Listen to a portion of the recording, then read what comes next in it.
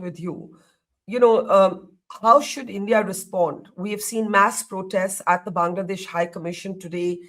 We've also seen security agencies ensuring protection to the Bangladesh High Commission, stopping the crowds before they could breach any part of the complex. The immediate trigger for these protests is, of course, the lynching of Dipu Chandra, a Hindu Bangladeshi. Sheikh Hasina has spoken in an audio statement. I'll be playing that out later in the program, saying she stands with the family of Dipu Chandra.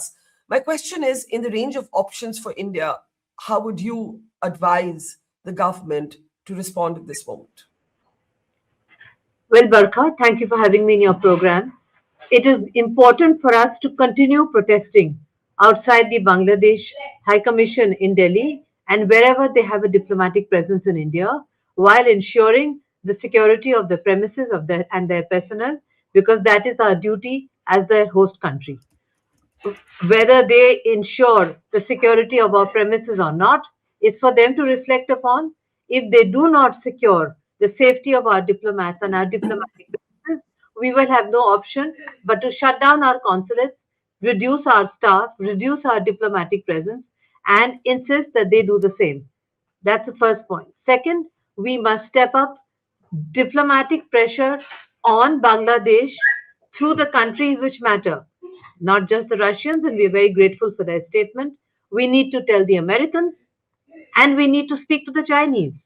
Both have enormous influence, sometimes conflicting, sometimes conjoined, but they have influence.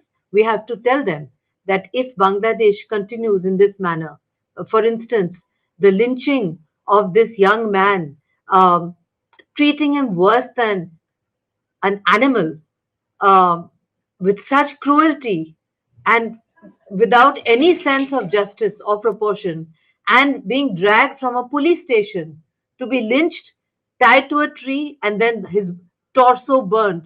That is something that will enrage public opinion throughout India. At which point of time, it may not be possible for the government of India or state governments to ensure the safety of Bangladeshi individuals wandering around alone.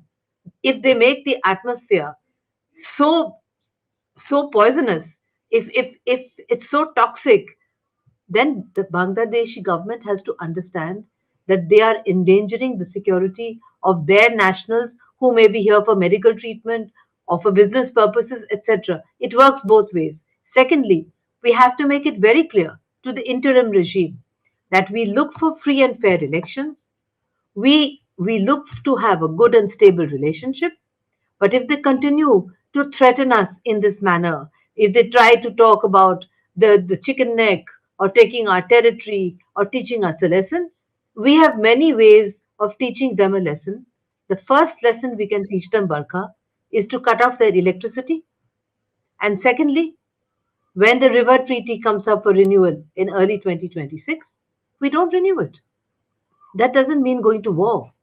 That means putting pressure. And some pressure will have to be put first through countries which matter to Bangladesh, which includes us, by the way. They seem to forget that. And they also seem to forget that if we really want to cut off the electricity, even Mr. Muhammad Yunus will be without electricity. And these are the options that we should explore to begin with before going on to other options, while reassuring them that we want to have peaceful relations with them. We were responsible for their creation, though they seem to have very short memories. We saved them from the genocide of the Pakistani army, and now they want to bring genocide to us. So we have no other option, Balka, but to go tough. Start with a softer, tough option and move up the scale until they understand who and what they are dealing with, Balka. Now,